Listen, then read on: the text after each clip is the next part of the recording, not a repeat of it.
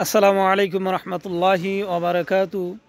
আমার প্রিয় দিনদার ভাই এবং বোনেরা, যারা আমরা বেতের নামাজ পড়তে গিয়ে দোয়ায় কুনুত শিখি নাই, তাহলে দোয়ায় কুনুতের জায়গায় অন্য দোয়া কোনটি পড়ব, অনেকের প্রশ্ন থাকে।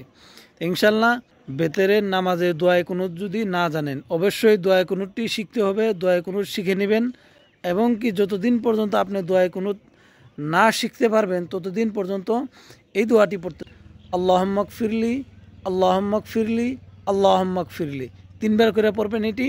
তারপরে রব্বানা আতিনা ফিদ দুনিয়া হাসানাতাও ওয়াফিল আখিরাতি হাসানাতাও ওয়াকিনা আযাবান্নার এটি পড়বেন।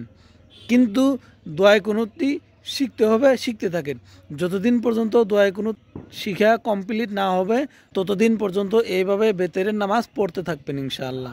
সোয়াবের নিয়তে ভিডিওটি শেয়ার করে দিবেন, সবাই যাতে দেখে শিখে আমল করতে পারে। আপনি অগণন সোয়াবের ভাগী হব ইনশাআল্লাহ।